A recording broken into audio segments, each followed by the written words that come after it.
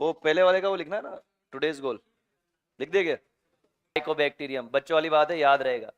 केवल इंपॉर्टेंट क्या है जो आपको याद रखना है, बताओ? टॉक्सोप्लाज्मा। और टॉक्सोप्लाज्मा न फंजाई है, न वायरस है, न बैक्टीरिया है, क्या है? पैरासाइट। इस पे लगाओ डबल स्टार, सबसे इंपॉर्टेंट ही है। ठीक है, पैरासाइट है भाई, ये ध्यान रखना। अब पैरासाइट आपको पता है, जब भी बॉडी के अंदर आएगा तो क्या करेगा?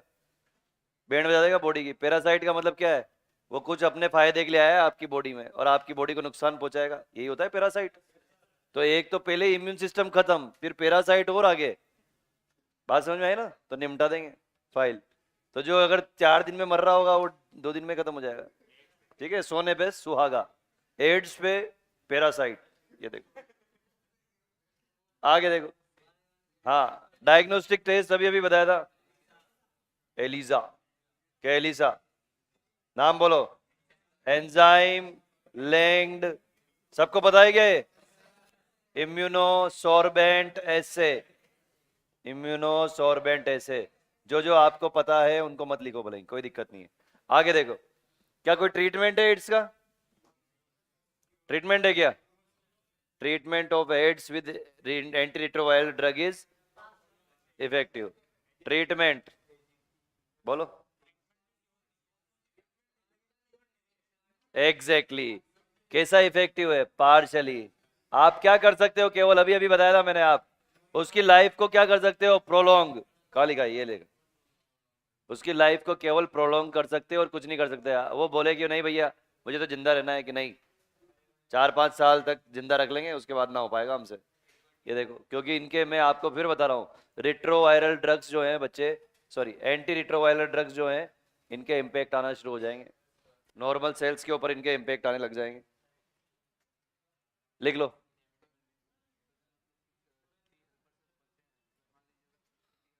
गुड। तो तू सोच रहा है कि उनको और बढ़ा दें?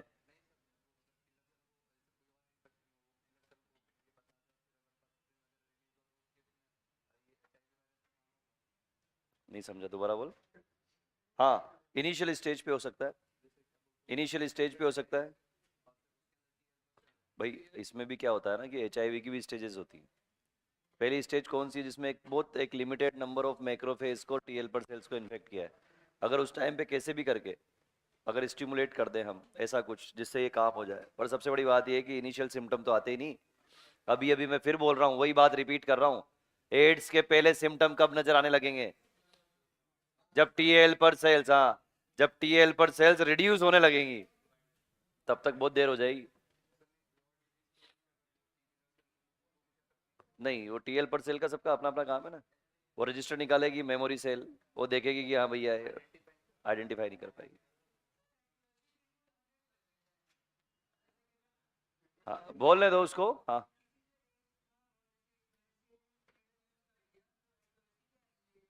नहीं, प्रोबेबिलिटी है ना, प्रोबेबिलिटी है।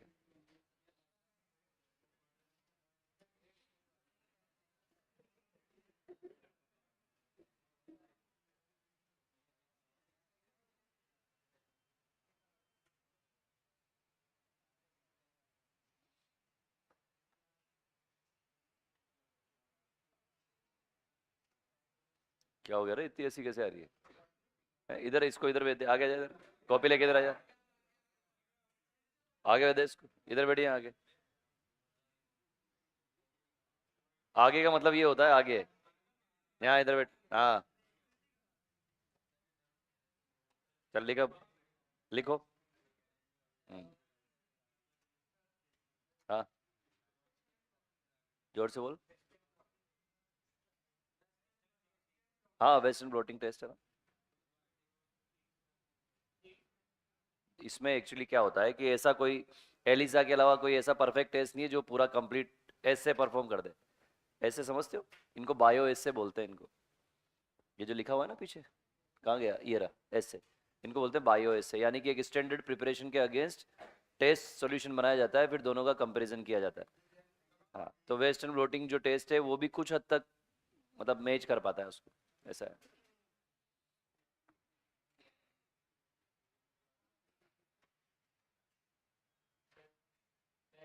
हाँ,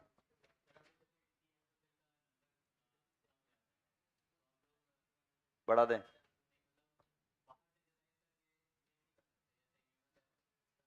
इसको इसको बिल्कुल ऐसे समझ, मैं बार बार एक ही बात बोल रहा हूँ, हम केवल दो ही पाथवे पढ़े बस हमने। मैक्रोफेज को उड़ाया और टीएल पर सेल को उड़ाया, ऐसे 4 से 5 पाथवे हो रहे हैं। तो हम पता लगे एक पाथवे पे काम कर रहे हैं, वो भाई दूसरे तीसरे पाथवे से निपटा रहा है बॉडी को, वैसा है। और फिर पता भी कब लग रहा है, तू खुद देख, जब बॉडी के अंदर टीएल पर सेल खत्म होने लगी तब पता लग रहा है। समझ रहे हो मेरी बात? और तब तक तो दूसरे टॉक्सोप्लाज्मा वगैरह ये सब आ जाएंगे। कोई क्यों ही करा लेगा डायग्नोस। अच्छा, हाँ समझ गया मैं तेरी बात। तो हाँ, अरे गलत बात, बोल दो उसको। हाँ, तो फिर अपन उसी केस पे आ सकते हैं। अपन ये आइडेंटिफाई नहीं कर पाएंगे कि भाई टीएल पर सेल्स जो है उसका नंबर इतना रिड्यूस हुआ है कि नहीं। इस लेवल पे जाके एकदम से सडन रिड्यूस होगा। भाई तेरे को क्या बताया, अभी अभी मैंने बोला कि वो जो इन्फेक्टेड सेल है कब तक जिंदा रहेगी, जब तक अंदर मल्टीप्लिकेशन चलेगा। समझ रहा है? अब वो जब मरने लगेगी तो फिर एक साथ ही मरेगी सारी, दर दर दर दर दर। और एक साथ मरेगी तो एक साथ नंबर क्या हो जाएगा, डिक्रीज हो जाएगा ऐसे।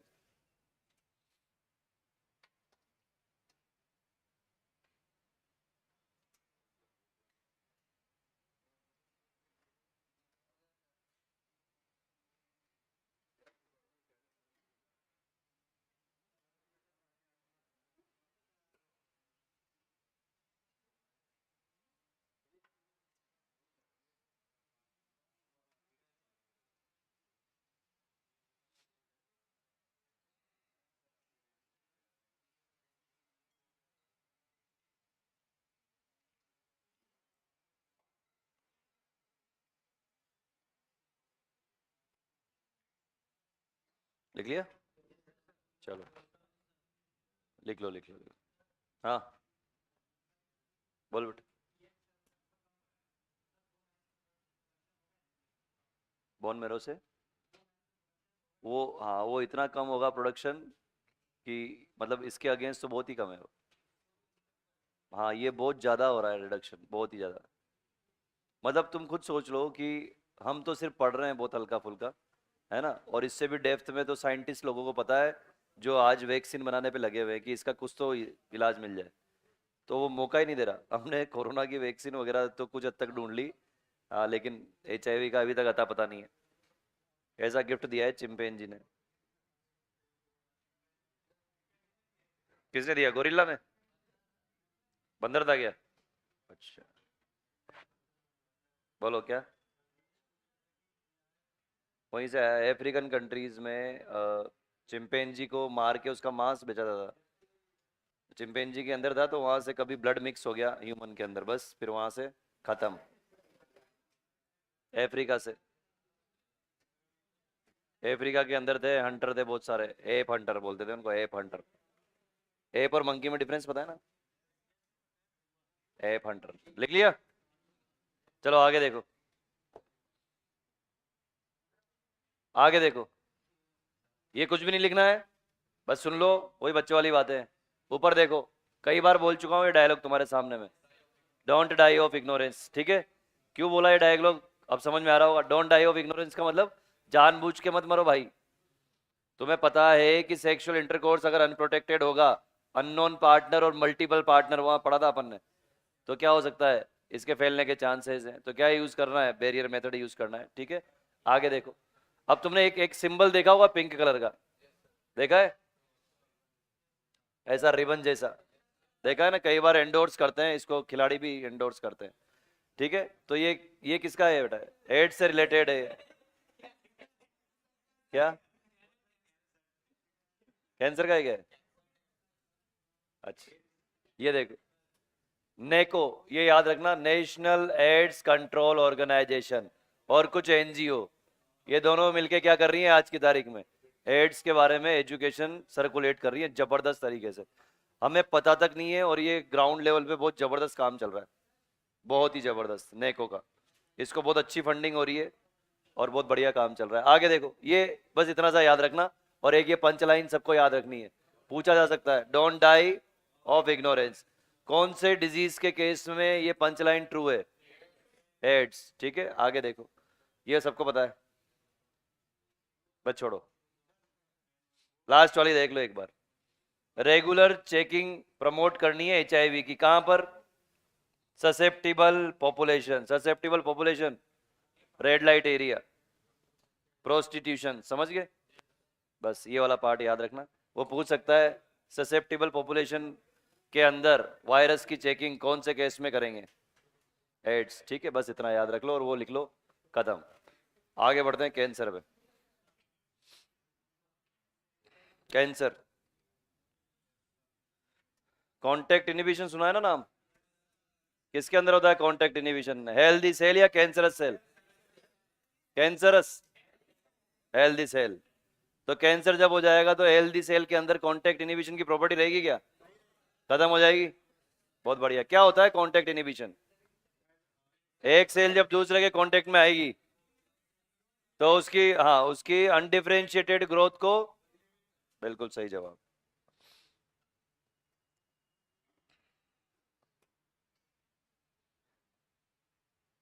ये मत लिखना कोई भी है, लास्ट वाला वहां भी लिख चुके हो, उसमें रिप्रोडक्टिव हेल्थ में। लास्ट वाले पॉइंट मत लिखना, ऊपर की 2 लाइन लिखो बस केवल।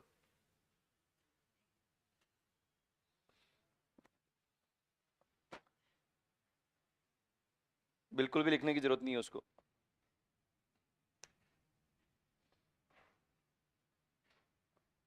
कोई नया पॉइंट नहीं है उसमें।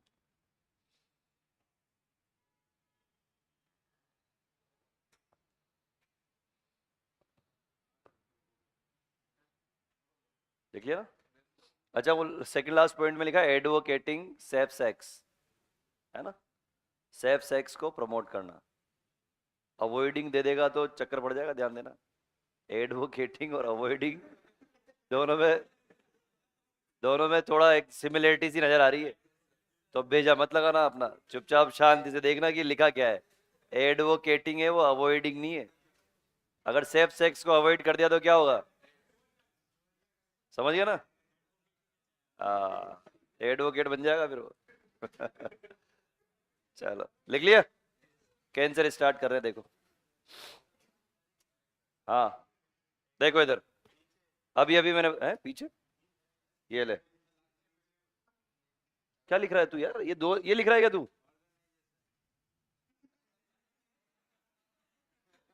NGO की फुल फॉर्म नहीं पता तुझे?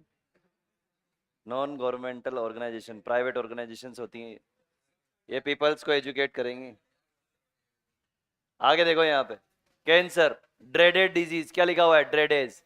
कहां पर है? One of the most dreaded disease of, बोलो। अरे किसके अंदर है भाई?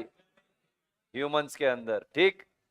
अब बिना देखे एनसीईआरटी मत देखना, इसका जवाब दो। 3 ऑप्शन है, India, world, globe. Globe, all over the globe. ये देखो, यूनिवर्स नहीं है। पता लगे कि बोले मंगल ग्रह पे 2 आदमी पाए गए जिनको एड्स हो रहा है, ऐसे नहीं है। एक ही बात है।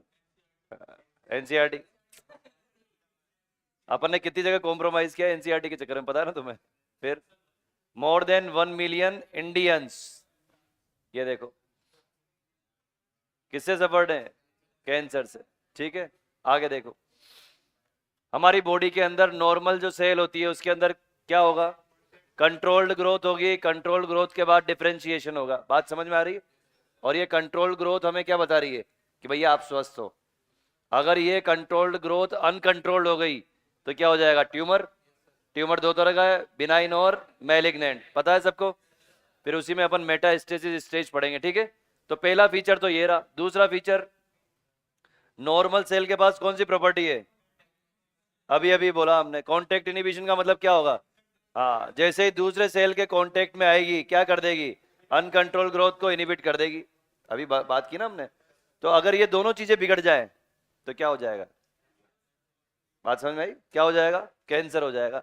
यानी कि एक तो कांटेक्ट इनहिबिशन की प्रॉपर्टी को क्या कर दोगे? Sir suppress. और दूसरा, हाईली कंट्रोल्ड की जगह कैसी हो जाएगी? हाईली अनकंट्रोल्ड और नॉन रेगुलेटेड। मेरी बात समझ में आ गई ना? ये देखो, ये हो गया। कैंसरस सेल्स डिवाइड, और डिवाइड करके क्या बनाएगी? ट्यूमर। तो यहां पे हम एक पॉइंट लिख सकते हैं क्या, कि कैंसर कब होगा? कैंसर अकर्स व्हेन, कब होगा बताओ?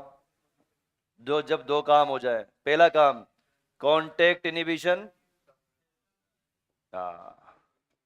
कांटेक्ट इनहिबिशन प्रॉपर्टी कैसी हो जाए बेटा, रिड्यूस हो जाए, प्रॉपर्टी रिड्यूस हो जाए, ये देखो। और दूसरा,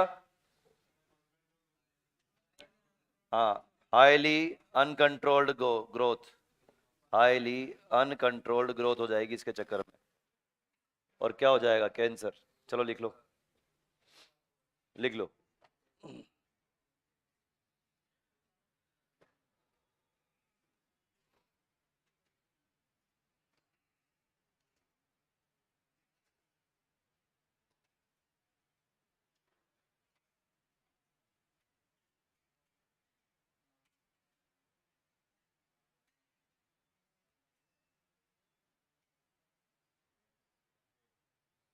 ये डेटा याद रहेगा ना, 1 मिलियन वाला।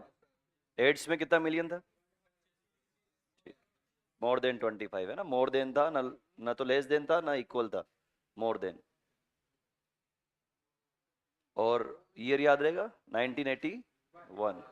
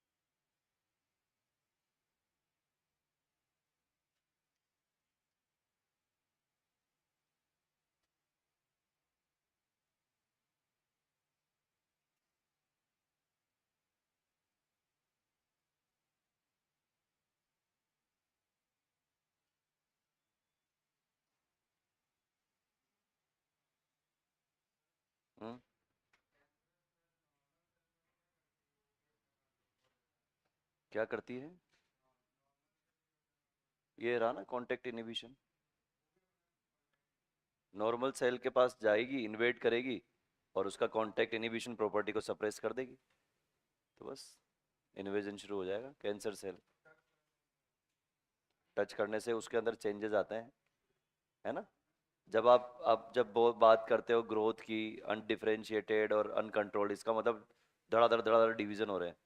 यानी कि जो सेल डिवीजन हो रहे हैं वो कैसे हो रहे हैं, अनकंट्रोल्ड। हर एक सेल डिवीजन कैसे किस बिहाफ पे चलता है तुम्हें याद आ रहा होगा। तो हाँ, तुम बात करते हो कि उसके अंदर कई सारी फेजेस होती है, G1 S G2 ये सारी होती है। तो इन फेजेस में जहाँ जहाँ पर भी कंट्रोलिंग पॉइंट है वो कैसे हो जाते हैं, ख़त्म। तो लगातार लगातार लगातार बिना रुके डिवाइड करती रहेगी। अब आप सोच रहे हो कि यार जब बिना रुके डिवाइड कर रही है तो न्यूट्रिशन कहाँ से मिल रहा है, तो पड़ोस की सेल से न्यूट्रिशन लेगी।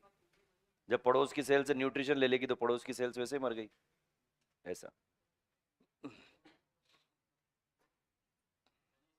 लिख लिया। चलो आगे देखते हैं हम, बिनाइन और मैलिग्नेंट ट्यूमर में क्या डिफरेंस है।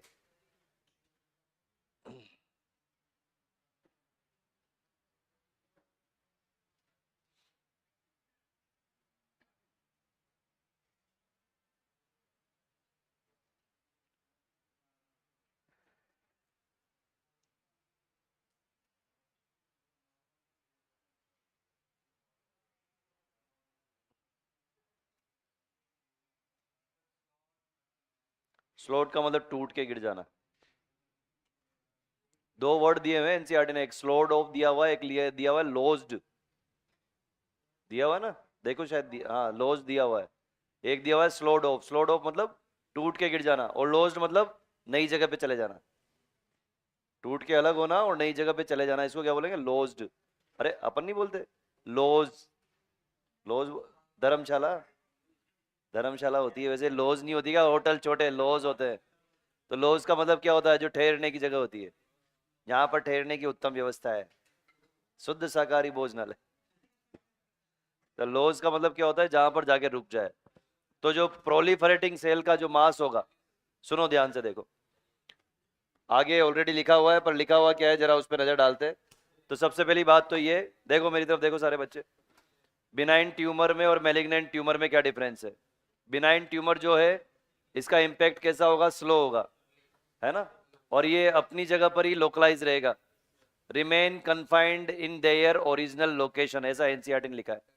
कहाँ पे होगा? अपनी जगह पर बैठा रहेगा। कौन? बिनाइन ट्यूमर, ठीक है ना, बिनाइन ट्यूमर अपनी जगह पे बैठा रहेगा, आसपास ज्यादा तबाही नहीं मचाएगा। ठीक, क्यों? क्योंकि ज्यादा उसके अंदर अनकंट्रोल्ड ग्रोथ नहीं है। जब ज्यादा अनकंट्रोल्ड ग्रोथ नहीं है तो आसपास की सेल्स से न्यूट्रिशन नहीं खींचेगा, तो ज्यादा डैमेज नहीं पहुंचाएगा, लिटिल डैमेज पहुंचाएगा। कौन? Benign tumour. अब इधर आ जाओ, मैलिग्नेंट ट्यूमर। मैलिग्नेंट ट्यूमर क्या करेगा? अच्छा, मैलिग्नेंट का मतलब क्या होता है? खतरनाक, dangerous, lethal, fatal. Malignant malaria भी पढ़ा था एक आपने, फाल्सीपेरम से होगा। फाल्सीपेरम से क्या होगा? मैलिग्नेंट मलेरिया, खतरनाक है, मार डालेगा आदमी को। तो मैलिग्नेंट ट्यूमर का मतलब क्या है? मैलिग्नेंट ट्यूमर कुछ भी नहीं है, प्रोलिफरेटिव सेल्स का एक मास है, प्रोलिफरेटिव सेल्स का एक ग्रुप है। सारे बच्चे मेरी तरफ देखो इधर, प्रोलिफरेटिव सेल्स का मतलब क्या है? अगर आपको याद आ रहा हो तो यूट्रस के अंदर आपने बोला था प्रोलिफरेटिव फेज। प्रोलिफरेशन का मतलब क्या है? एक के ऊपर एक नई नई लेयर बनना, याद आ रहा है?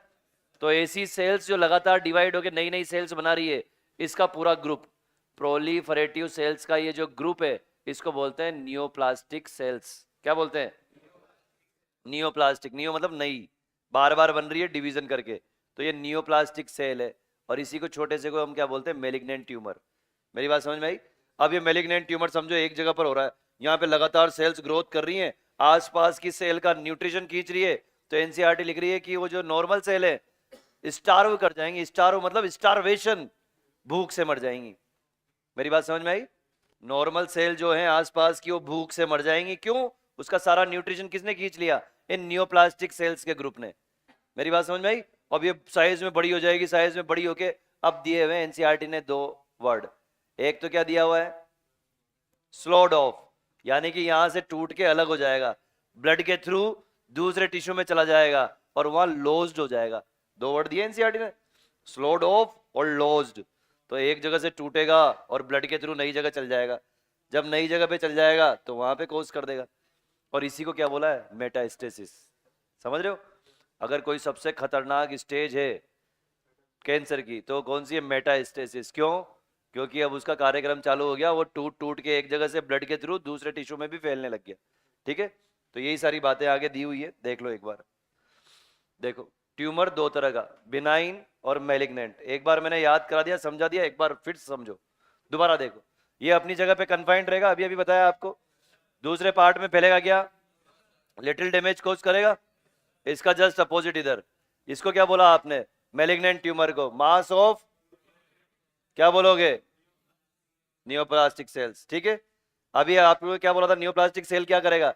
पड़ोसी से भी खाना लेगा। क्यों? क्योंकि तेजी से ग्रो कर रहा है, तेजी से ग्रो करेगा तो खाना भी जल्दी जल्दी चाहिए, तेजी से ग्रो करेगा तो खाना भी जल्दी जल्दी चाहिए। ये देखो, तो क्या कर देगा? कहाँ लिखा है? ये रहा, स्टारो। स्टारो मतलब भूखे मार देगा, पड़ोसी सेल को भूखे मार देगा। ठीक है, फिर उसके बाद क्या होगा? यहां से डिटेच होगा, यहां से डिटेच होके कहां चला जाएगा? नई जगह पर। यहां से डिटेच होगा, ये देखो, ये डिटेच होके नई जगह पर चला जाएगा। इसको लिख रही है एनसीईआरटी स्लोड। ये देखो, यहां से टूट के अलग हो जाएगा नियोप्लास्टिक ट्यूमर, और कहां चला जाएगा? नई जगह पे, नया ट्यूमर कोज करेगा, और फिर अलग अलग जगह पे पहुंच जाएगा, फिर वहां से नई नई सेल्स टूटेंगी, फिर नई जगह कोज करेगा। मेरी बात समझ में आई? तो ये वाली जो लास्ट स्टेज है जिसमें ये स्लोड हो रहा है और लॉज हो रहा है, स्लोड एंड लॉज, मेरी बात समझ रहे हो? Slowed and laws of tumor cells, यानी कि नियोप्लास्टिक सेल्स, ये क्या है, मेटास्टेसिस। और यही क्या है, सबसे डरावनी खासियत, क्या लिखा है एनसीईआरटी ने, मोस्ट फियर्ड प्रॉपर्टी, सबसे डरावनी विशेषता है ये इसकी, बना लो।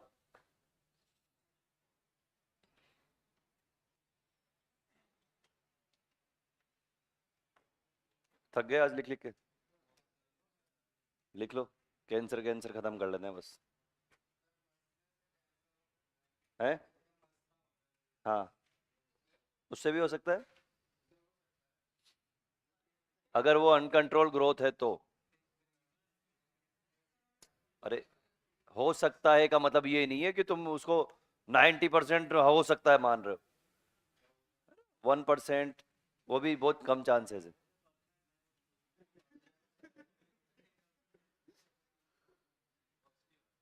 बहुत रेयर चांसेस होते हैं बेटा, बहुत रेयर। अगर ऐसा होता ना कि किसी के मस हो रहा है, मस्सा हो रहा है, कुछ भी हो रहा है, अगर सर दूसरे आदमी के हो रहा होता तो अभी मैक्सिमम यही बैठे होते कैंसर हॉस्पिटल में। ऐसा नहीं है, बहुत रेयर चांसेस है।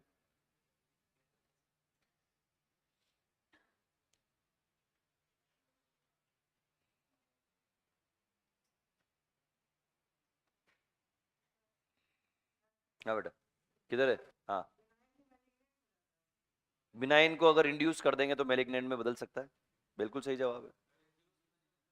वो कई सारे रीजन है, केमिकल एजेंट के थ्रू इंड्यूस हो जाएगा, कोई रेडिएशन से इंड्यूस हो जाएगा। अभी कुछ लोगों की आदत होती है कि अरे यार हल्का सा कुछ प्रॉब्लम हुई, ले एक्सरे करा लें।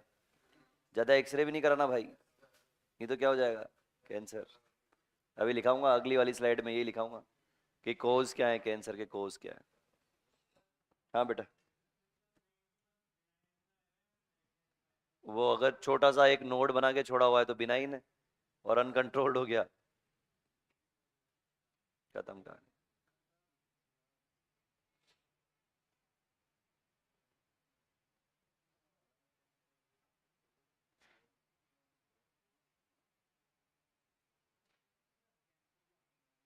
हम्म,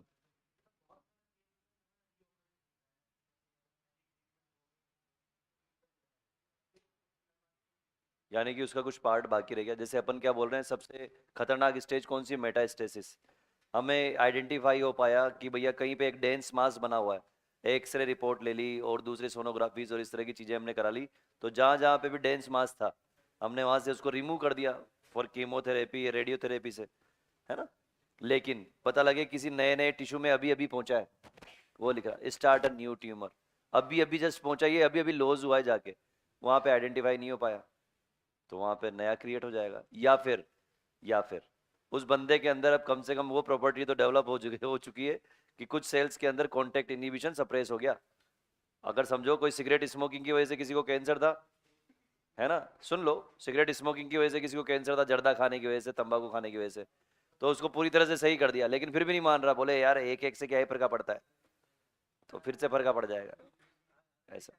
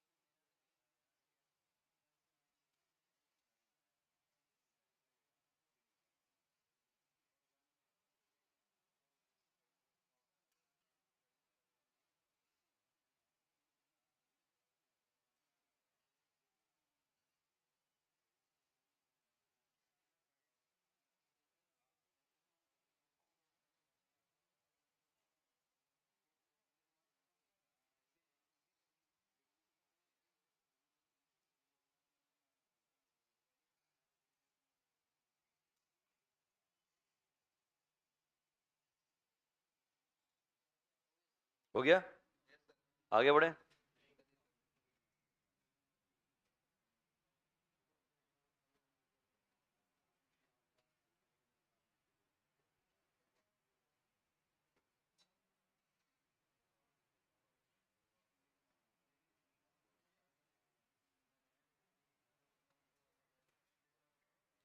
लिख लिया क्या बच्चों? आगे देखो,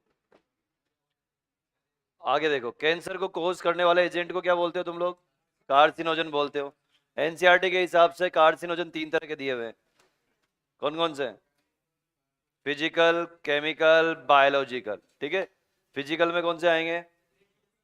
रेडिएशंस आएंगे, 2 तरह के रेडिएशंस हैं, आयनाइज्ड और नॉन आयनाइज्ड। आयनाइज्ड कौन से हो गए? गामा रेज, एक्स रेज और एल्फा बीटा गामा है। केमिकल में कौन से आएंगे? समझ गए? और मेजर कॉज जो है लंग कैंसर का वो कौन सा है? Chemical agent. मेरी बात समझ में आई? धूम्रपान डंडी का, हिंदी में नाम है सिगरेट का। समझ गए मेरी बात? तीसरा है बायोलॉजिकल एजेंट, राइट? तो एनसीईआरटी ने बायोलॉजिकल एजेंट का नाम नहीं दिया, पर बायोलॉजिकल एजेंट से दिमाग में क्या क्लिक कर रहा है कि कोई तो बायोलॉजिकल ऑर्गेनिज्म है ना? HPV, human papilloma virus, even कभी कभी हेपेटाइटिस बी वायरस। मेरी बात समझ में आ रही है? चलो आगे बढ़ते हैं। देखो क्या कहानी है, सब ऐसे कैसे बनाना है तुम्हें मैं ऑलरेडी सब बना लाया, बस समझने पे ध्यान दो। तो हम बात कर रहे हैं कि एक कोई भी नॉर्मल सेल जो है उसका ट्रांसफॉर्मेशन हो जाएगा कैंसरस सेल में, और ये कौन करेगा? Cancer causing agent. क्या बोलते हो? कार्सिनोजन। कितनी तरह के हैं? 3 तरह के, फिजिकल, केमिकल, बायोलॉजिकल। फिजिकल में 2 तरह के, आयनिक रेडिएशन। कौन कौन सा है? एक्स रेज और गामा रेज। गामा रेज, ये देखो। और नॉन आयोडाइजिंग यूवी रेज, ये देखो। ठीक है।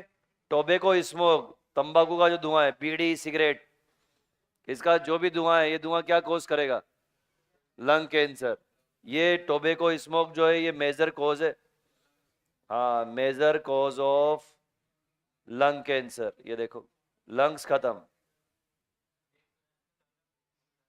ये देखो मेजर कॉज। आगे देखो, एनसीईआरटी ने बस इतना दिया हुआ है जो मैं यहाँ पे लिख के लाया हूँ, देखो इधर। बायोलॉजिकल एजेंट, तो बायोलॉजिकल एजेंट को समझने से पहले ये समझो कि ऑन्कोजीन क्या होती है। ठीक है, अब यहाँ पे समझो जो नॉर्मल से, उधर मत देखो, नॉर्मल सेल जो होती है, नॉर्मल सेल, नॉर्मल सेल के अंदर एक ऑन्कोजीन होती है जिसको बोलते हैं प्रोटो ऑन्कोजीन। अगर आपको याद आ रहा है, इतना कुछ पढ़ चुके हो जूलॉजी में, जहां जहां पे भी वर्ड आया प्रोटो, इसका मतलब पहले। प्रोटो का मतलब पहले, याद आ रहा है क्या? प्रोटो चोरडेट, याद आ रहा है ना? प्रोटो का मतलब पहले। क्लियर है सबको? कोई कंफ्यूजन तो पूछ लो अभी। बहुत बढ़िया, प्रोटो का मतलब पहले। इसका मतलब, इसका मतलब नॉर्मल सेल के अंदर पहले से क्या है? कैंसर कोज करने वाली जीन्स। कैंसर कोज करने वाली जीन्स को क्या बोलोगे? ऑन्कोजीन। वो नॉर्मल सेल में चुपचाप बैठी हुई है। अगर नॉर्मल सेल के अंदर जो जीन चुपचाप बैठी हुई है उसको क्या बोला? प्रोटो ऑन्कोजीन या सेल्यूलर ऑन्कोजीन, एक ही बात है। अगर कोई भी वायरस आएगा और उसके छेड़छाड़ कर जाएगा, किसके? उस ऑन्कोजीन के, तो वो ऑन्कोजीन वायरल ऑन्कोजीन में कन्वर्ट हो जाएगी। यानी कि क्या कर देगी अब, सॉरी, कैंसर, हाँ, कुछ वायरल ऑन्कोजीन आएगी, वो किस में कन्वर्ट कर देगी उसको? कैंसर में। मेरी बात समझ में आ रही है कि नहीं आ रही? हर आदमी के अंदर जो सेल्स हैं, कुछ सेल्स के अंदर ऑलरेडी पहले से क्या बैठी हुई है? कैंसर कोज करने वाली जीन ऑलरेडी बैठी हुई है, जब तक उसके साथ छेड़छाड़ ना की जाए। समझ रहे हो? तो हम तो भैया बहुत प्रोन है कैंसर के लिए, कैंसर कभी भी हो सकता है, इसलिए जो जितने भी एजेंट है इनसे दूर रहना है। गलती से भी ये एजेंट आए और ऐसी सेल को स्टिमुलेट कर दिया जिस सेल के अंदर प्रोटो ऑन्कोजीन बैठी है, तो प्रोटो ऑन्कोजीन क्या कोज कर देगी? कैंसर।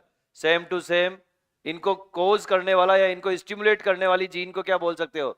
Viral oncogene. अरे हाँ या ना? ह्यूमन पेपिलोमा वायरस आया, हेपेटाइटिस बी वायरस आया, ये क्या करेगा? इसके खुद के पास ऑन्कोजीन है, ये क्या करेगा? ये आके सीधा ही कैंसर कोज कर देगा। बोलो बात समझ में आई क्या? क्लियर है सबको? नहीं है? देखो भैया, नहीं है तो पूछ लो, कोई दिक्कत नहीं है, मैं फिर बता दूंगा। हाँ, चांसेस है, हमेशा नहीं होगा। नॉर्मल सेल के अंदर क्या मिलेगा आपको? प्रोटो ऑन्कोजीन, उसका दूसरा नाम सेल्यूलर ऑन्कोजीन। और कुछ क्या है आपके पास? वायरसेज है जिनके पास क्या है? Viral oncogene. तो ये जो ऑन्कोजेनिक वायरस है ये नॉर्मल सेल को स्टिमुलेट कर सकते हैं या फिर सीधा कैंसर कोज कर सकते हैं, कोज कैंसर। या फिर ये क्या करेंगे, नॉर्मल सेल को स्टिमुलेट कर देंगे और क्या करवा देंगे, स्टिमुलेट नॉर्मल सेल, और ये किस में बदल जाएगी बेटा, कैंसरस सेल में। मेरी बात समझ में आई? कैंसरस सेल में कैसे बदल जाएगी ये, एक्टिवेट ऑन्कोजीन, ऑन्कोजीन को क्या कर देंगे ये, एक्टिवेट कर देंगे। बोलो समझ में आ गई है कहानी? कुछ कंफ्यूजन हो तो बताओ। याद हो गया सबको? चलो दोबारा याद करते हैं, ये इंपॉर्टेंट है, याद करना ही पड़ेगा। दोबारा देखो, कार्सिनोजन कितनी तरह के, फिजिकल, केमिकल, बायोलॉजिकल। फिजिकल कितनी तरह के, दो, नॉन आयनाइजिंग और आयनाइजिंग। का एग्जांपल बताओ नॉन आयनाइजिंग का। जो स्मोक वाले जो कार्सिनोजन है ये मेजर कोज है क्या लंग कैंसर का? ये केमिकल एजेंट हो सकते हैं क्या? बिल्कुल सही बात है, केमिकल कंपाउंड हो सकते हैं। अगर हम बायोलॉजिकल की बात करें, बायोलॉजिकल कार्सिनोजन, तो सबसे पहला जवाब उसमें आता है ह्यूमन पेपिलोमा वायरस, एचपीवी, पूरी दुनिया में फेमस है। ठीक है ना, और भी कुछ दो तीन नाम है लेकिन वो कुछ कभी नहीं पूछे गए, बहुत हायर स्टडीज में आते हैं वो। ठीक है, तो एचपीवी ह्यूमन पेपिलोमा वायरस ये अपने साथ क्या लेके आएगा, ऑन्कोजीन, वायरल ऑन्कोजीन है इसके पास। अगर बॉडी में घुस गया तो ये ह्यूमन पेपिलोमा वायरस बॉडी के अंदर कैंसर कोज करके ही मानेगा ये। मेरी बात समझ में आ रही है? ये साथ के साथ क्या कर सकता है, दूसरी जो प्रोटो ऑन्कोजीन वाली सेल्स बेटी उनको भी छू, क्या कर देगा, छू कर देगा उनको भी, बोले तुम भी चलो मेरे साथ कैंसर बनाओ। बात समझ में आई? याद हो गया सबको? तो क्या प्रोटो ऑन्कोजीन या सेल्यूलर ऑन्कोजीन एक कैंसरस सेल का सिग्निफिकेंट पार्ट है? दोबारा सुनो, नहीं, नॉर्मल सेल का। कैंसरस सेल की प्रॉपर्टी है क्या भाई प्रोटो ऑन्कोजीन? नहीं है, नॉर्मल सेल की प्रॉपर्टी है। अगर उसको गलती से स्टिमुलेट कर दिया तो किस में बदल जाएगी, कैंसर में। लिख लो, ऐसे ही बना लो इसको। बहुत बड़ा चैप्टर है, आसान नहीं है, इसको कम से कम 8 से 9 लेक्चर तो मिनिमम लगते हैं। रेडियोलॉजिस्ट तो अलग है बेटा, ऑन्कोलॉजिस्ट कौन है, जो पूरा ये कैंसर स्पेशलिस्ट होता है। रेडियोलॉजिस्ट केवल वो है, कौन सा रेडियोलॉजिस्ट, जो है, जो रेडियोथेरेपी कराते हैं वो रेडियोलॉजिस्ट थोड़ी होता है, जो रेडियो ठीक करता है।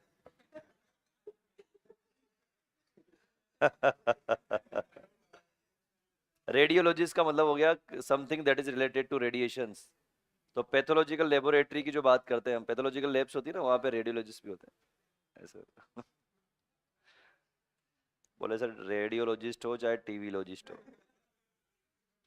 हम तो बस एक ही जगह ठीक कराते हैं, रेडियो।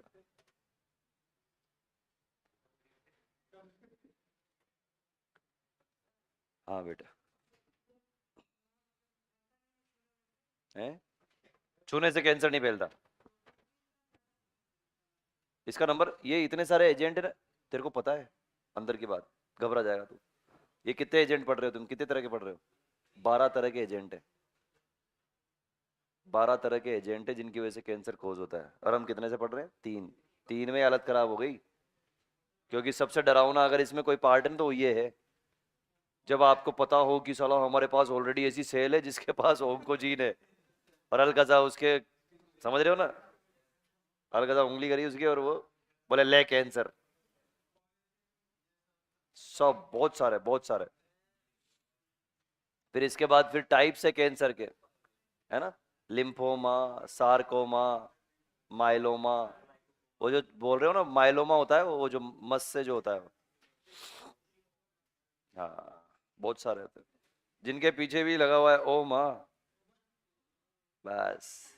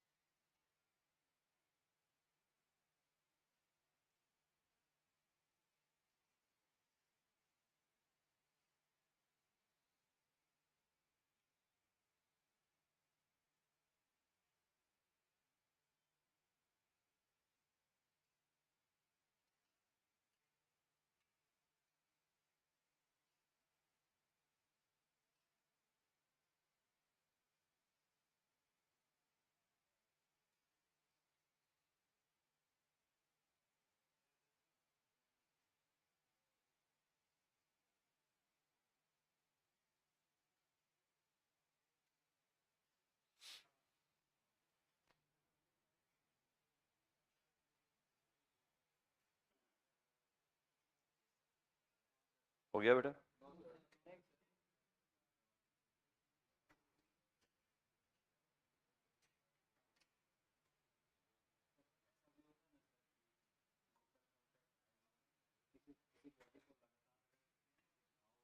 हाँ, बिल्कुल बिल्कुल।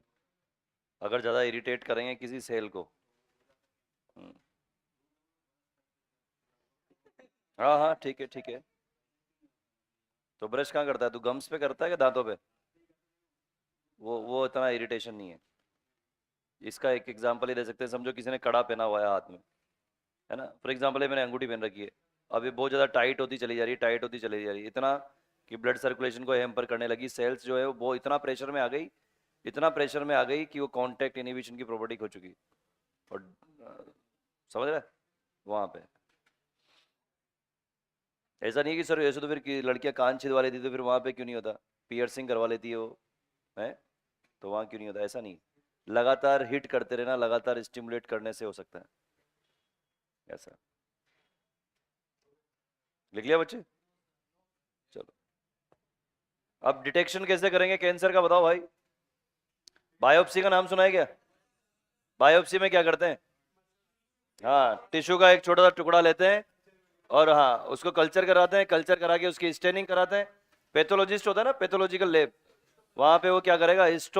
हिस्टोपैथोलॉजिकल स्टडी करेगा उसकी। हिस्टो वर्ड किसके लिए यूज करते हो? टिश्यू के लिए। क्लियर है? पैथो किसके लिए वर्ड यूज करते हो? डिजीज ना। मैं आपको बता चुका हूं पहले भी। पैथोफिजियोलॉजी करके सेकंड ईयर में एक पूरी आपके पास बुक आने वाली जिसको आप पढ़ने वाले हो। Human pathophysiology, HPP। ठीक है? पैथो वर्ड जहां पे भी आएगा, पैथो मतलब पैथोजन, ठीक है, और पैथोजन मतलब डिजीज। तो हिस्टोपैथोलॉजिकल एग्जामिनेशन का मतलब क्या है? ऐसा टिश्यू जिसके अंदर पैथोजन हो सकता है या कोई भी उसके अंदर पैथोलॉजिकल एबनॉर्मेलिटी हो सकती है, उसकी स्टडी करना। बात समझ में आई? तो जैसे आपने देखा कार्सिनोजन 3 तरह के हैं, वैसे आप 3 तरीके से टेस्ट परफॉर्म कर सकते हो। कैसे करोगे?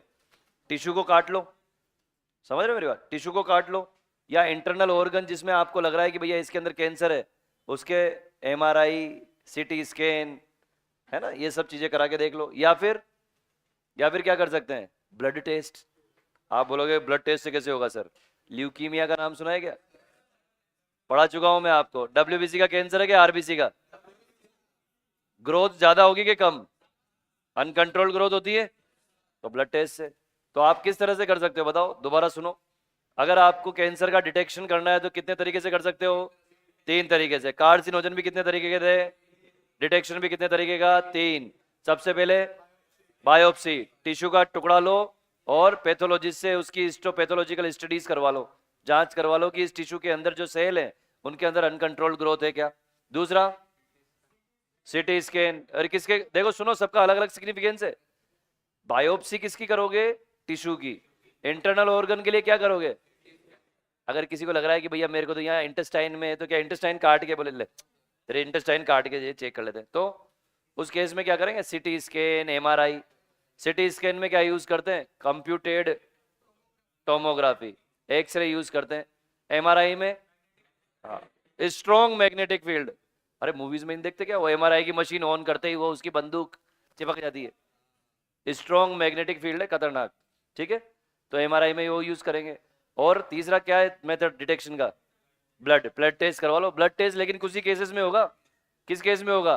जब ब्लड सेल्स के अंदर कैंसर होगा, तभी। मेरी बात समझ में आई? PCR, RT-PCR नहीं, RT-PCR का इससे कोई लेना देना नहीं है कैंसर का। चलो देखो इधर, देखो कैंसर डिटेक्शन के 3 टाइप NCERT ने बहुत एकदम मिक्स करके दिया हुआ है, आपको समझ में नहीं आएगा, बिल्कुल ऐसे ही लिखना है। कौन कौन से 3 टाइप है? पहला, फिर सुन लो एक बार ध्यान से भैया, याद करके ही जाना। पहला टाइप कौन सा है? बायोप्सी। किसको एग्जामिन करोगे? टिश्यू को। इंटरनल ऑर्गन के लिए रेडियोग्राफी में क्या यूज करते हो? एक्सरे। CT स्कैन में क्या यूज करते हो? एक्सरे। MRI में क्या यूज करते हो? Strong magnetic field. और ब्लड कैंसर देखना है तो ब्लड टेस्ट करवा लो। बात समझ में आई? तो 3 तरह से डिटेक्शन कर सकते हैं। देखो, तो अगर टिश्यू का डायग्नोसिस कराना है, देखो 3 डायग्नोसिस है बच्चे। टिश्यू का डायग्नोसिस, इंटरनल ऑर्गन का डायग्नोसिस, और ब्लड और बोन मेरो का डायग्नोसिस। ये देखो, ठीक है? तो पहले वाले में बायोप्सी करेंगे। बायोप्सी सबको पता है ना भाई, कि लिखवाना पड़ेगा? टिश्यू का एक छोटा सा टुकड़ा लेंगे, उसको कल्चर करेंगे, उसका ग्रोथ करवाएंगे, उसकी स्टेनिंग करेंगे। स्टेनिंग करने के बाद उसकी क्या करेंगे? Histopathological study. हिस्टो का मतलब टिश्यू, पैथोलॉजी का मतलब खराब टिश्यू, है ना? इसके अंदर हम टिश्यू के अंदर खराब टिश्यू कौन कौन सा है, कौन सा खराब पार्ट है वो देखेंगे। इधर आ जाओ। रेडियोग्राफी में कौन सी रे यूज करते हैं?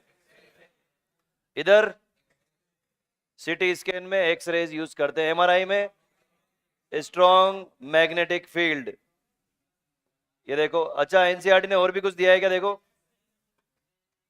देखो देखो देखो, एनसीईआरटी ने और भी कुछ दिया है। एमआरआई के अंदर strong magnetic field and non ionised radiation लिखा हुआ है, दोनों यूज करेंगे। आगे देखो, ये किस केस में करोगे? कब होता है इंक्रीज सेल काउंट? एक एग्जांपल दो। ल्यूकीमिया। ल्यूकीमिया, क्या ल्यूकीमिया को ब्लड कैंसर बोलते हैं? इसके अंदर क्या होता है बेटा? डब्ल्यूबीसी का नंबर एबनॉर्मली इंक्रीज हो जाता है। कितना हो जाता है? More than 1 lakh. More than 1 lakh लिखवा चुका हूं, ये लिख लो। हाँ, सबसे अच्छा वही, इसमें डिपेंड करेगा बेटा, डिपेंड करेगा। सबसे अच्छा वैसे एमआरआई रहेगा, लेकिन डिपेंड ये करेगा कि सीवियरिटी कितनी है। इंटरनल ऑर्गन अगर क्रिटिकल है थोड़ा सा, तो वहां पे सीधा एमआरआई रिकमेंड किया जाएगा, वरना सीटी स्कैन से भी काम चल जाएगा। लिख लो। ऐसे कैसे फ्लो चार्ट बना लो, रिवीजन में बहुत आसानी मिलने वाली है। एनसीईआरटी नहीं पढ़ी जाएगी तुमसे, मैं फिर बोल रहा हूँ। बिल्कुल ऐसा लिखा हुआ है, थियोरेटिकल पार्ट है पूरा।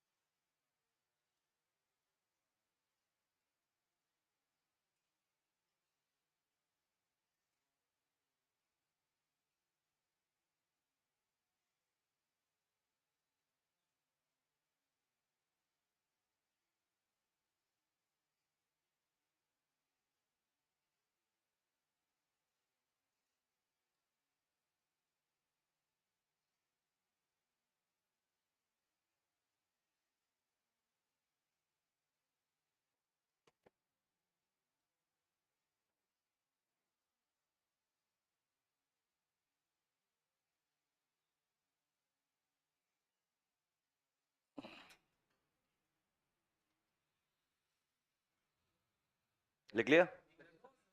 लिख लो बेटा जल्दी जल्दी। हाँ, बोन मेरो का टेस्ट कर देना। बोन मेरो निकाल लेंगे, थोड़ा सा टेस्ट कर देंगे सीधे।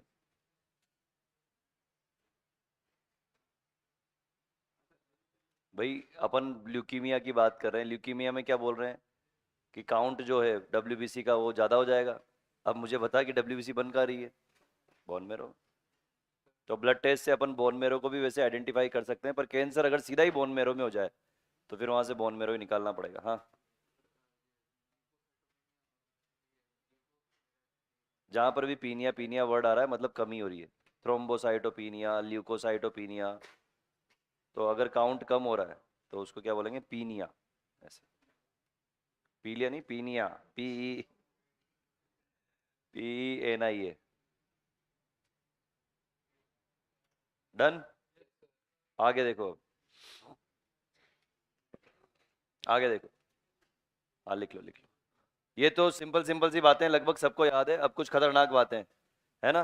अब एक दिमाग में एक ख्याल आता है कि भैया कुछ जेनेटिक भी है क्या इसका लेना देना, यानी कि फैमिली में अगर किसी को कैंसर हुआ है कभी, तो इसका कुछ जेनेटिक रोल है क्या? अगर किसी के पिताजी को कभी लंग कैंसर हुआ है सिगरेट स्मोकिंग करने से, तो बच्चों में हो सकता है क्या? है है क्या ऐसा? नहीं है ना? ठीक है, लिख लिया। चलो आ जाओ आगे। एनसीईआरटी क्या बोल रही हो देखो। अरे नहीं है पगले, देख तो सही एनसीईआरटी क्या बोल रही है। अब देखो, अब मैं कुछ नाम लेने जा रहा हूं आप लोगों के सामने, वो आपके किसी काम के नहीं है, बिल्कुल काम के। जैसे C reactive protein, CRP, C reactive protein.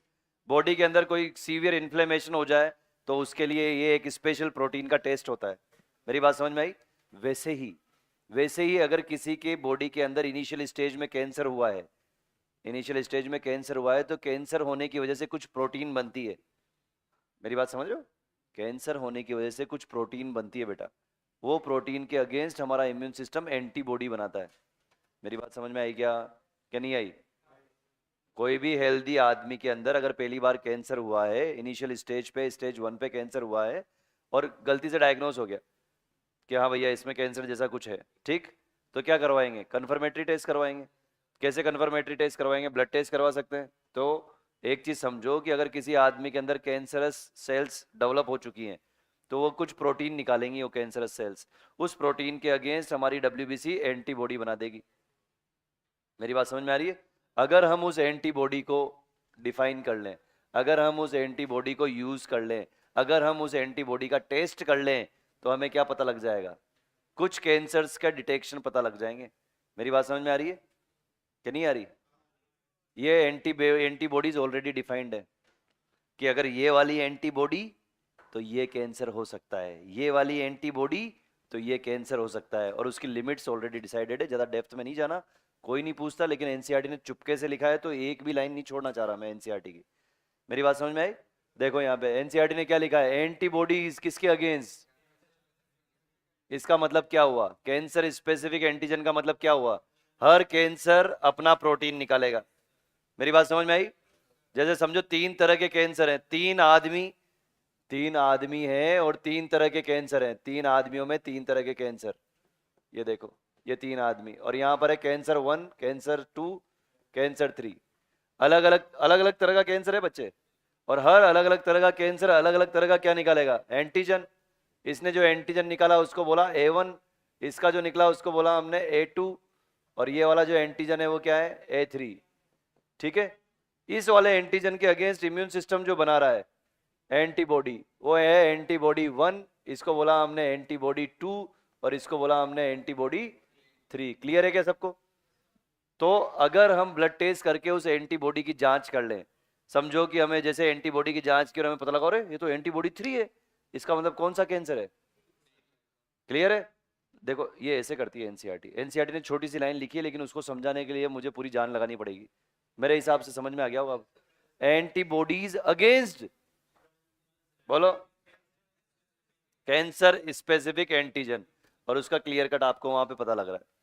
अगर वो एंटीबॉडी का सीधा टेस्ट करवा लिया जाए, तो हमें क्या पता लग जाएगा कि ये वाला कैंसर हो सकता है। ये क्लियर है बात? आगे देखो भाई, 3 डायग्नोस्टिक टेस्ट जो है वो तो सारी दुनिया करवाती है ना, ये वाला भी एक टेस्ट है। आगे देखो, अब वही बात की कुछ जेनेटिक लेना देना है कि नहीं है, तो देखो यहाँ पे कुछ इंडिविजुअल्स के अंदर, कुछ इंडिविजुअल्स के अंदर कुछ जीन मिलेगी। ये जीन, ठीक है, इनहेरिटेट होके आई है एनसीईआरटी ने लिखा है ये जीन कुछ इंडिविजुअल्स के अंदर मिलेगी, ये जीन इनहेरिटेट होके आई है। और ये जो जीन इनहेरिटेट होके आई है, उसके अंदर क्या है? ससेप्टिबिलिटी है कि उसके अंदर कैंसर हो जाए। उसके अंदर ससेप्टिबिलिटी है, कैंसर होगा ये श्योर नहीं है, ससेप्टिबिलिटी है कि कैंसर हो जाए। और कैंसर कब होगा? जब एक्सपोजर मिल जाए उस कार्सिनोजन का। कैसे? समझो किसी के पिताजी जो है सिगरेट स्मोकिंग करते थे और उनको सिगरेट स्मोकिंग की वजह से कैंसर हो गया, सुन रहे हो ध्यान से? तो प्रोबेबिलिटीज है, संभावना है कि उसके बच्चे के अंदर वो वाली जीन चुपके से आ जाए। ठीक है, वो जीन चुपके से आ गई, कौन सी? कैंसर वाली जीन। क्या नाम है उसका? ओंकोजीन। वो ओंकोजीन बच्चे के अंदर आ गई गलती से। अब उस बच्चे ने अगर रेडिएशन लिया या कोई रेडिएशन के कांटेक्ट में आया, नहीं होगा। मेरी बात समझ में आई? फिजिकल अगर कोई भी चीज है तो उससे, फिजिकल कार्सिनोजन से नहीं होगा। बायोलॉजिकल है तो उससे भी नहीं होगा। किससे? केमिकल। क्योंकि वो ससेप्टिबिलिटी किसके लिए थी? केमिकल के लिए। तो पिताजी अगर सिगरेट स्मोकिंग करते हुए कैंसर हुआ तो चांसेस है, मैं फिर बोल रहा हूं, चांसेस है कि बच्चे में भी आ जाए। और बच्चा लगातार सेम उसी तरह से सिगरेट स्मोकिंग करता रहे तो उसको भी कैंसर हो सकता है। ये एनसीईआरटी ने क्लियर कट लिखा हुआ है। देखो आगे देखो, ये जो जीन है इसको डिटेक्ट किया जा सकता है मोलिकुलर बायोलॉजी की हेल्प से। और उस बंदे को बोला जा सकता है कि भाई तेरे पिताजी के अंदर जो ओंकोजीन थी वो तेरे अंदर भी है, और तेरे पिताजी जो है वहां पर कैंसर कौन सा हुआ था? Lung cancer. और किसकी वजह से हुआ था? स्मोक की वजह से, केमिकल एजेंट की वजह से। तो तुझे अवॉइड करना है, ये लिखा है एनसीईआरटी ने। क्या लिखा है? अवॉइड करना भाई, नहीं तो जो उधर हुआ इधर भी हो जाएगा। क्लियर है? क्या हुआ? लिख लो। इसके बाद एक स्लाइड और है, कैंसर खत्म। हाँ नहीं नहीं, अरे पढ़ा दी गया, छोड़ूंगा क्या जल्दी? लिखो चुपचाप। इसके बाद एक स्लाइड और है, फिर छोड़ दूंगा। एक मिनट, क्या घड़ी खराब है? आ, कोई बात नहीं, कोई बात नहीं, बस एक स्लाइड और। अरे छोटी सी स्लाइड है बच्चे, लिख लो यार, लिख लो। इतनी देर में लिख लोगे? एक ही तो स्लाइड है। अगर 2-3 स्लाइडें होती तो मैं पढ़ा देता अभी। आराम से लिख के जाओ ना घर पे, इतने रुके हो तो 10-15 मिनट और सही, मतलब 5 मिनट और सही। 5 मिनट में फ्री कर दूंगा तुम्हें। कैंसर का ट्रीटमेंट है, बस कुछ भी नहीं है। लिख लो जल्दी जल्दी। अरे वही सब तुम्हें पढ़ा तो हुआ है, रेडियोथेरेपी, कीमोथेरेपी, वो सिंपल सिंपल लिख लो फटाफट, वही है। कैंसर के लिए दवा तो नहीं है कोई? एंटी कैंसर ड्रग्स भी होती हैं क्या? देख लो, होती है। अरे वाह, गुड गुड गुड। है क्या कोई एंटी कैंसर ड्रग्स है क्या? कहीं पढ़ी थी क्या तुमने बायोमोलिक्यूल में? विनक्रिस्टीन, विनब्लास्टिन, कुरकुमिन? चलो। भूल जाते हैं बीच बीच में।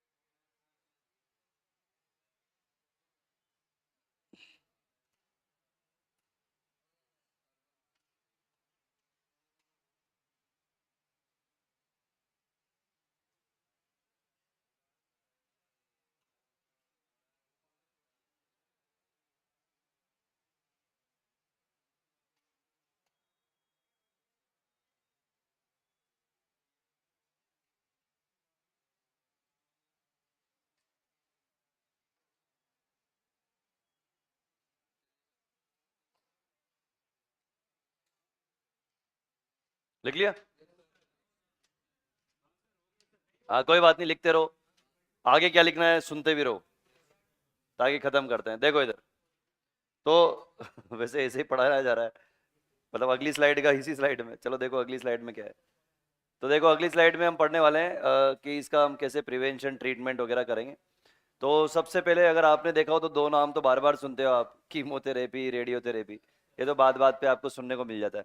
और आपको एक चीज़ भी नोटिस हुई कीमोथेरेपी में, कि भाई जिसको भी कीमोथेरेपी या जो भी मेडिसिन दी गई उसकी वजह से उसके बाल उड़ गए। युवराज सिंह को कैंसर था, याद है? ये आईब्रो, आईलैशेज, सारे बाल खत्म, पूरे बाल उड़ गए थे। क्यों? क्योंकि जो नॉर्मल सेल्स है उनकी ग्रोथ रुक गई। मेरी बात समझ में आई? अरे समझ रहे हो मेरी बात? तो यहाँ पे एनसीईआरटी ने बोला हुआ है भैया 4 तरीके से आप इसको ट्रीट कर सकते हो। पहला, अगर किसी भी ऑर्गन के अंदर हो गया तो सर्जिकली उसको रिमूव कर दो। बात समझ में आई? दूसरा, बोलो, अभी बोला आपने, कीमोथेरेपी। कीमोथेरेपी में क्या दोगे आप? केमिकल्स दोगे, जो कि एक्चुअल में क्या है, एंटी कैंसर ड्रग्स है। ठीक है? और एंटी कैंसर ड्रग्स के साइड इफेक्ट क्या है?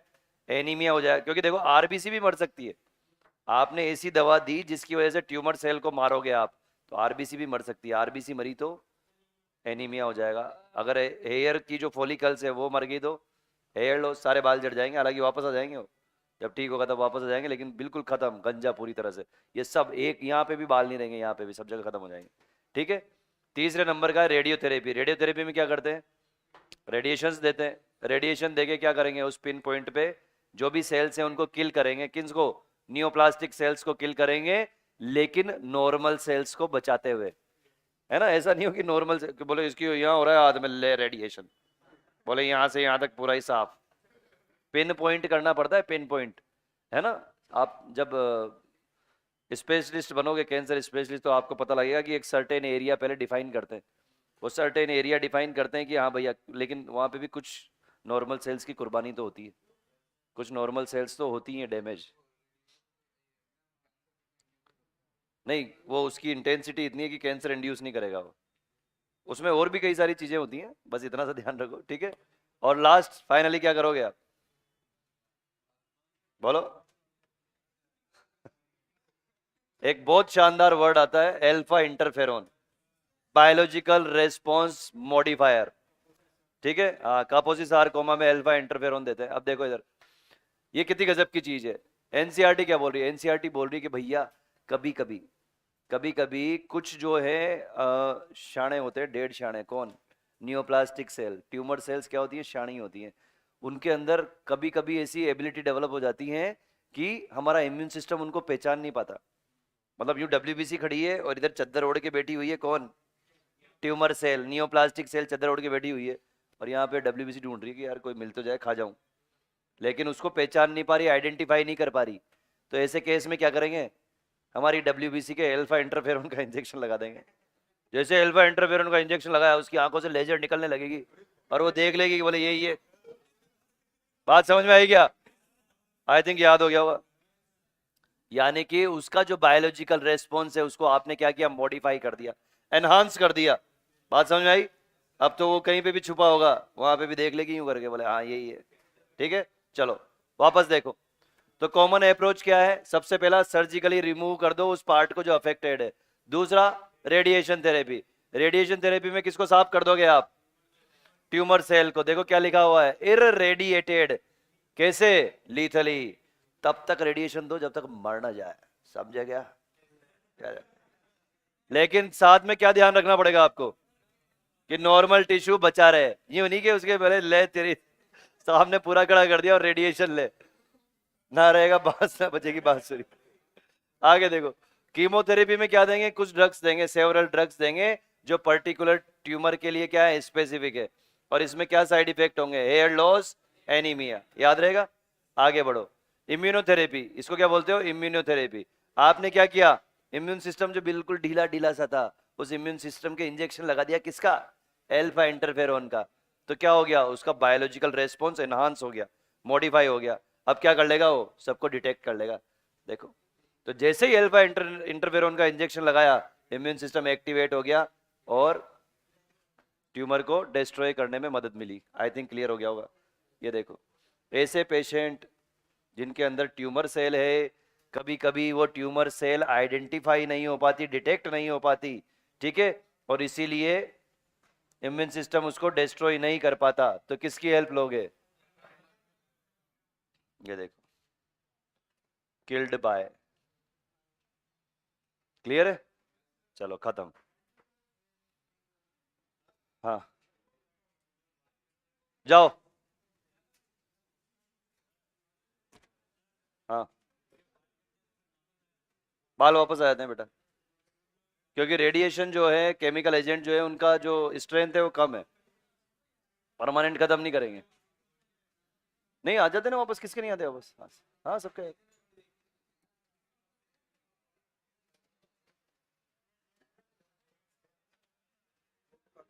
सेल जो है मतलब कैंसर सेल है, वो मरने से पहले कुछ रिलीज करती है क्या नॉर्मल सेल्स के लिए कि अगर तुम्हें मर रही हो कुछ रिलीज करेगी कि तुम प्रोटीन। लोग को अच्छा